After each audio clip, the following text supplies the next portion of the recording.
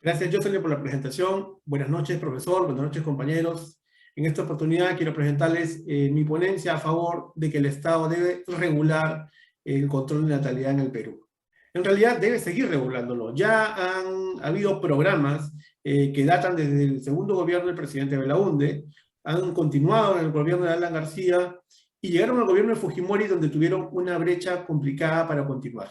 ¿Qué pasó? Denuncias de mujeres indicaron que se les había impuesto un método como la anticoncepción quirúrgica voluntaria de una manera que no era la correcta, sin su consentimiento. Bueno, en los siguientes gobiernos, los programas para controlar el tema de la natalidad se han dado, pero de una manera muy básica, muy sencilla. El Estado no ha seguido invirtiendo como debió haber sido, ¿no?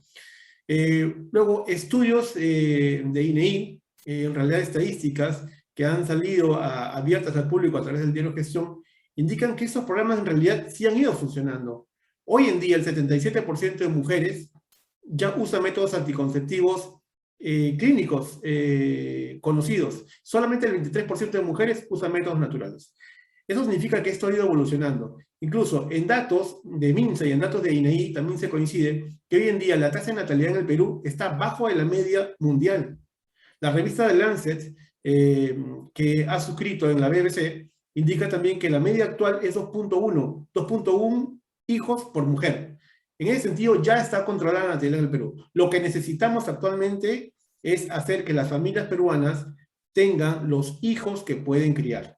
Control de la natalidad no solamente es cuidar la procreación, sino que estos hijos tengan un futuro en este país, un futuro en educación y en su profesión para mejorar la calidad y levantar la pobreza. En ese sentido, debe continuarse con este tipo de programas, por eso estoy de acuerdo y por eso es a favor de que se debe continuar, que el Estado debe seguir regulando, pero ya en otro sentido. Debe comenzar a invertir más en ese tipo de programas próximamente. Eso es todo, gracias. Bueno, buenas noches, estimado profesor, buenas noches, compañeros. Debo empezar mi argumento con esta pregunta. ¿Somos dueños de nuestro cuerpo y decisiones? Según la Declaración Universal de los Derechos Humanos, todos hemos nacido libres e iguales. Todos tenemos nuestras propias ideas y pensamientos. Opino que el gobierno no debería regular el control de la natalidad, ya que enfocándonos en la población femenina, en el Perú, el panorama de las mujeres con acceso a la educación superior ha cambiado positivamente, mostrando cada vez que son más las jóvenes que cursan estudios universitarios o técnicos. Estas mujeres accederán luego de sus estudios a distintos puestos laborales, los que permitirá una independencia económica, ¿no? En el futuro. Caldas 2020 menciona que las ideas sobre la maternidad en las mujeres hoy en día han cambiado, ya que vuelca su interés en los estudios. Con ello, podemos entender que los proyectos de vida de las mujeres profesionales y sus ideas sobre la maternidad no son las mismas de antes. Pero ojo, esto solamente pasa en Lima. En provincia es la otra realidad, ¿no? El grupo que acaba de argumentar, el grupo a favor, menciona que el Estado ha hecho programas especiales de natalidad. Pongo entre comillas este título porque estas campañas fueron una prolongación radical y extrema de políticas de control de natalidad que estaban en vigencia en el mundo entero, patrocinadas tal vez por organismos internacionales. A la hora de implementarlas y llevar a cabo estas políticas públicas, era de una manera autoritaria y violenta, sin la necesidad de informar o sin necesidad de informar a las personas que iban a ser objeto de esta política. La población a la cual se destinó esta política pública era población pobre, población rural e indígena. Con esto teníamos a quienes para el Estado no les importaban sus derechos, los habían dejado atrás y por ello se trataba de que esas personas fueran cada vez menos a través de la reducción de su tasa de natalidad.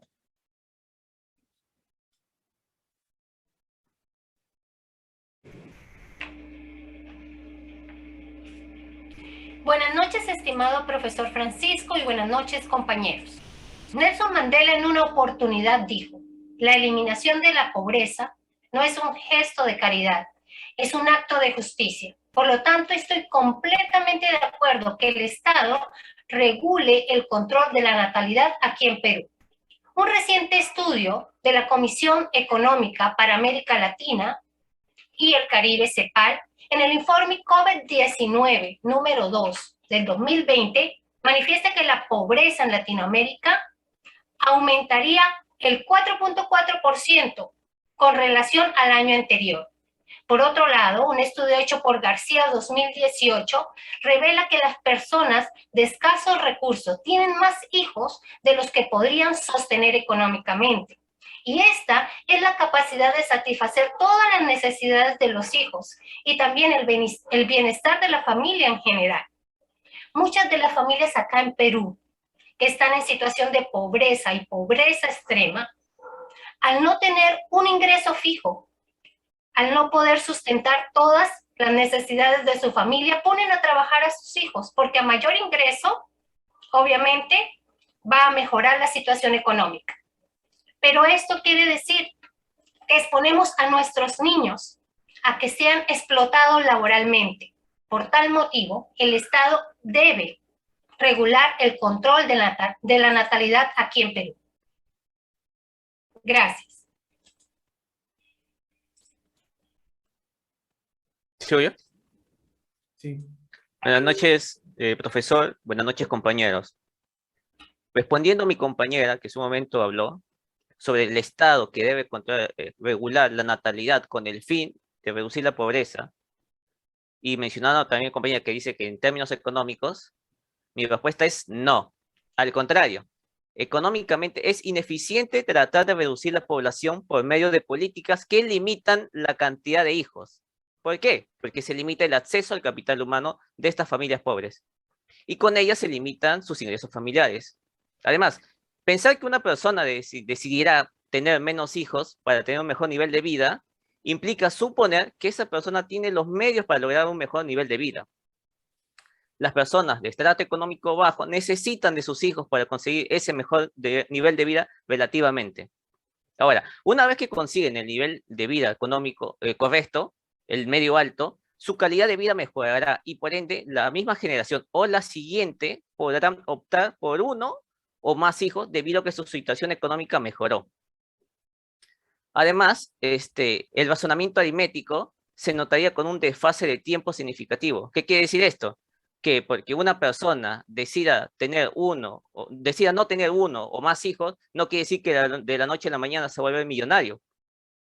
Al contrario, estas personas, en el caso de los que son de recursos bajos, necesitan a sus hijos para poder salir adelante. En conclusión, no eliminamos la pobreza solo reduciendo hijos. Al contrario, estos ayudan al crecimiento económico a corto y mediano plazo.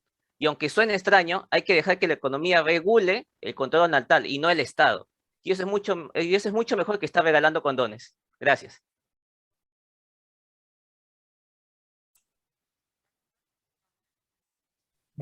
Buenas noches, moderada. Buenas noches, profesor. Buenas noches, compañeros.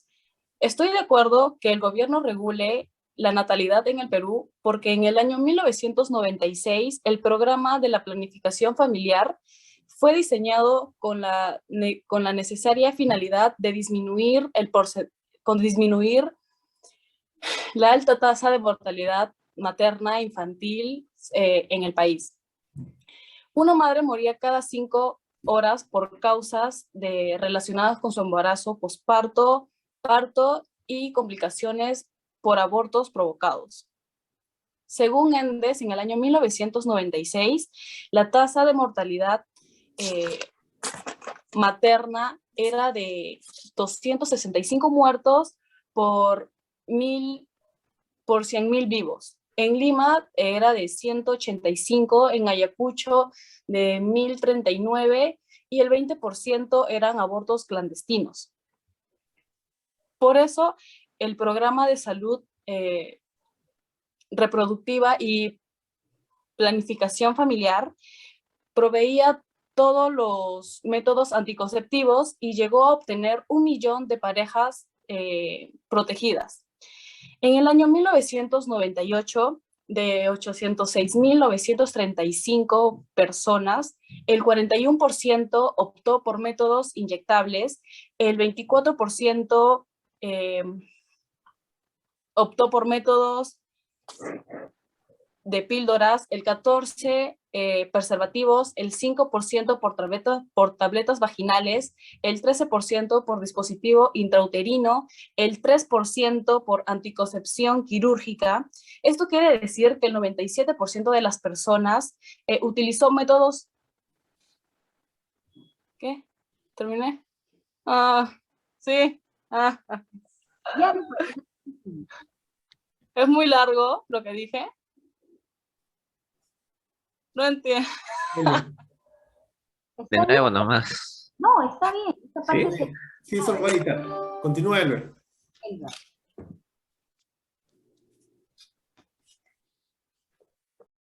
Tu audio está apagado.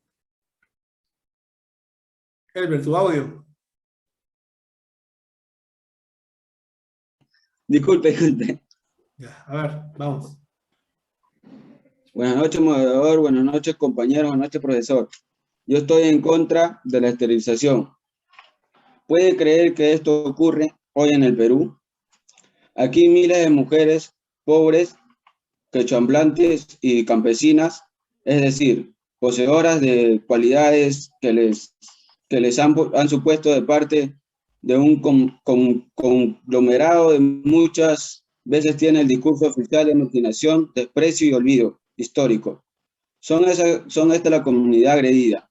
El opresor no es otro que el Estado, que durante la década de 1990 implantó un programa para evitar más nacimientos en este sector de la población, recurriendo a una teoría mauthusina de control de la natalidad.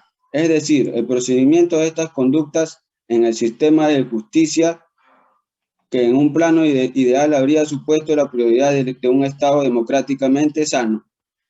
En el Perú ha sufrido vaivenes imposibles durante los 18 últimos años. Lo más reciente es la decisión de un fiscal superior de amparar la queja interpuesta por Demus, que representa de una parte de las víctimas y otros abogados para que la investigación contra el expresidente Alberto Fujimori y los ministros Alejandro Aguinaga, Marino Costa y Eduardo John Mota. Por estos hechos se rehabrá. La fiscal encargada de esta dura empresa acaba de ampliar correctamente por 6 meses más el plazo de una complejísima investigación que requiere, entre otros diligenciales, tomar declaraciones de las mujeres agraviadas en los rincones alejados del país. Gracias.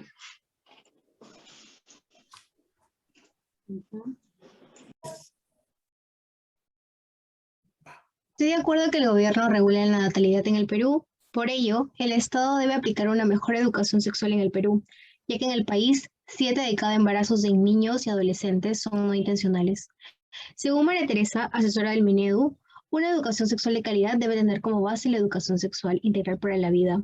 También Milagros Ríos, directora del Ministerio de la Mujer, dice que la educación sexual integral contribuye a reducir embarazos no deseados y violencia, así como a contribuir proyectos de vida saludables. Por otro lado, ayuda a reducir las tasas de embarazo adolescentes brindando herramientas de prevención. Esto es fundamental, sobre todo si tenemos en cuenta que el 12.6% de adolescentes peruanas de 15 a 19 años ya estuvo alguna vez embarazada. De hecho, esta es una de las razones por las cuales suelen abandonar las escuelas y se quedan sin oportunidades a futuro. Muchas personas confunden que la educación sexual integral suele hablar de sexo y métodos anticonceptivos, pero en realidad la educación sexual integral abarca aspectos biológicos, psicológicos, sociales, afectivos y éticos. No solamente la educación sexual ayuda a la mejora en el nivel de natalidad en el Perú, también en las escuelas ha generado mejor comunicación entre alumnos y profesores. En el hogar también ha habido una mejor educación y confianza. Los gastos en educación, salud y servicios sociales efectuados por gobierno se utilizan también como argumento para apoyar la idea de lo beneficioso que resulta el control natal. La gran mayoría de estudiantes señala que la educación sexual integral le ha sido útil o muy útil. Más de un tercio de quienes comenzaron a recibir la ESI en los últimos años de secundaria hubieran querido haberla recibido antes. El Estado debe controlar la natalidad antes de que sea tarde, promulgando leyes precisas y dando apoyo a los hogares legalmente constituidos. Buenas noches, profesor y compañeros, y muchas gracias por el pase moderador. Yo estoy en contra sobre la educación sexual. Contradiciendo a mi compañera, donde ella en un párrafo indica que hay una mejora natalidad en el Perú con las escuelas y ha generado una buena comunicación entre alumnos y profesores sobre la educación sexual. Por eso no es cierto, porque aquí explicaré que ni los profesores tienen una buena comunicación. Durante el periodo de 2001-2005, la educación sexual se dejó de constituir un programa a nivel nacional y pasó a ser un tema del área de prevención psicopedagógica, bajo la responsabilidad de la Oficina de Tutoría y la Prevención Integral de OTUPI. En el 2008, el menú promulgó los alineamientos educativos y orientación pedagógica para la educación sexual integral, para los niveles de primaria y secundaria, pero su implementación ha sido muy débil, por falta de voluntad política, y así esto se refleja a la parte de la capacitación de los profesores, y ausencia de implementación del sistema evaluación, monitoreo, que seguro en ESI de calidad. El 60% de tutores sienten que no están capacitados para abordar la educación sexual, no se sienten cómodos al hablar del tema, no saben cómo tratarlos con las y los estudiantes de diversas edades. Les da vergüenza, se sienten inseguros. Todavía no hay cómo mejorarse la formación de base de todos los maestros. Es necesario implementar un programa de capacitación en ese. Es servicio de calidad y sostenido en el tiempo. Ahora actualmente no todos los padres de familia quieren que sus hijos tengan una enseñanza, que los profesores ya que no tienen ni la capacitación absoluta para darle charlas, y yo creo que por ese lado primero deben ser bien capacitados a los profesores y después a los padres, para que ellos se sientan inseguros de que sus hijos tengan conocimiento sobre la educación sexual. 3 de 4 maestros que participaron en el estudio afirmaron que uno de los mayores obstáculos para la impartición de educación sexual en el Perú era falta de materiales de la enseñanza y recursos.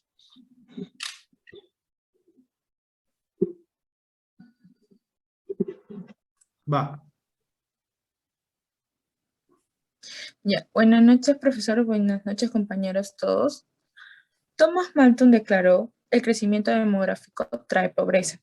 Por ello, estoy de acuerdo con que el gobierno regule la natalidad de nuestro país, ya que si hay más población, hay más trabajadores. Pero la cantidad de tierra no se va a incrementar en la misma proporción. Por ello, tenemos que la población de alimentos crece cada vez más lento. Pero no caigamos en la trampa malthusiana, donde podemos ver que, claro, podemos adquirir nuevas tierras, donde podremos cultivar, y entonces habrá un aumento de producción de alimentos para cada persona y serán mejores, y tendremos mejor salud y menor mortalidad. Y ellos nos llevarán a un incremento de población nuevamente y volveremos a tener menos alimentos por persona, ya que la producción no crece al mismo ritmo y terminando en un nivel de vida precario.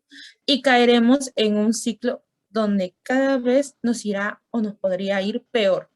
Tomando en cuenta el número de población, Mónica Mena en el 2021 acotó que el 11 de julio de 1989 el mundo superó los 5.000 millones de habitantes, donde desde entonces las cifras no han dejado de aumentar, hasta alcanzar los 7.900 millones en el 2021.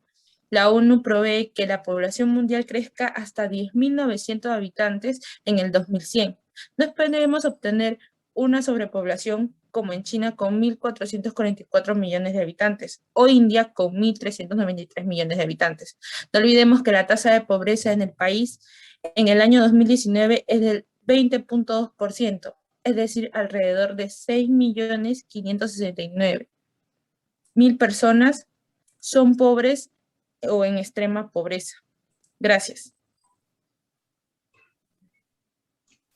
Buenas noches, profesor y compañeros.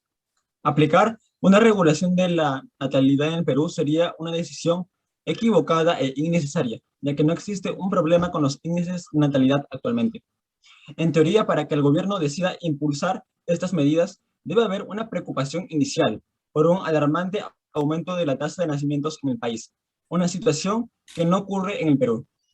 La actual tasa de fecundidad en el Perú, según datos del INEI, es de 2,2 hijos en promedio, con una tendencia a ir disminuyendo con el pasar de los años. Se calcula de que para 2050 la tasa de natalidad haya disminuido hasta el 1,7 hijos, una cantidad que sería, perdón, se me cortó la garganta. Repito de nuevo, todo. Sí, porque ya me adelanté. Buenas noches, profesor y compañeros. Aplicar una regulación de la natalidad en Perú sería una decisión equivocada e innecesaria, ya que no existe un problema con los índices de natalidad actualmente.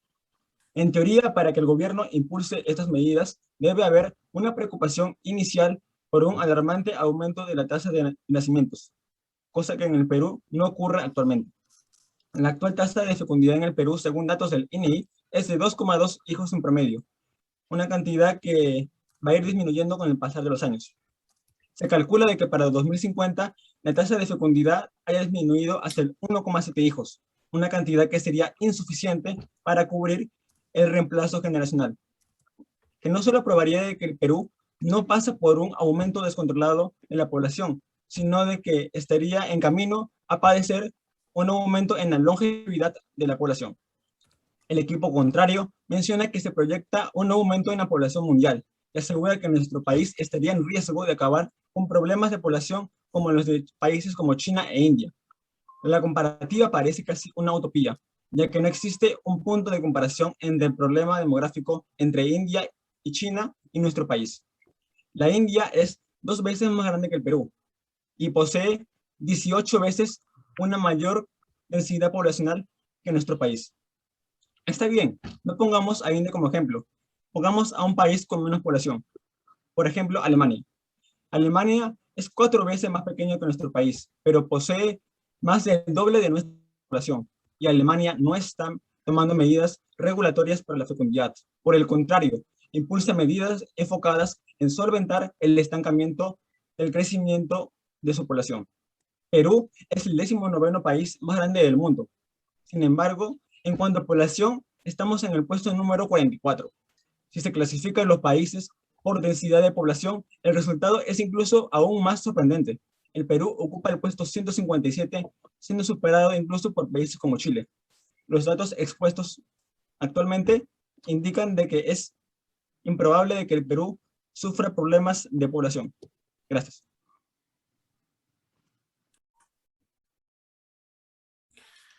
Quiero reiterar que el Estado debe mejorar y potenciar sus proyectos, sus planes, para poder controlar debidamente y regular la natalidad en el país.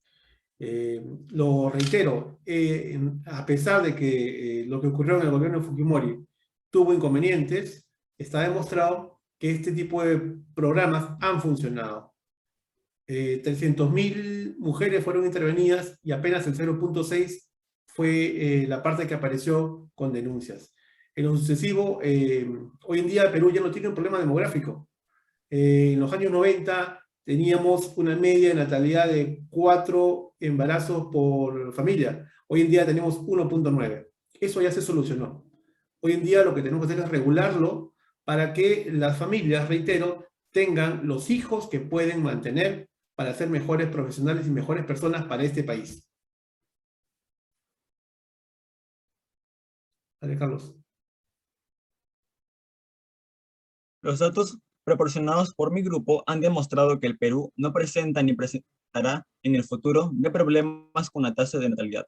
Las propuestas de educación sexual promovidas por el otro equipo guardan poca relación con el tema que se está debatiendo en estos momentos. No hay que confundir la educación sexual, necesaria indudablemente, y la cual es aplicada por la gran mayoría de países en el mundo, con la toma de medidas regulatorias de la fecundidad, propiciadas intencionadamente por el gobierno con un objetivo claro. En caso de insistir con la aplicación de dichas reformas, podría provocarse la aparición prematura de problemas de estancamiento demográfico, que terminarían afectando el tiempo y recursos de los que dispone el gobierno de turno. Gracias.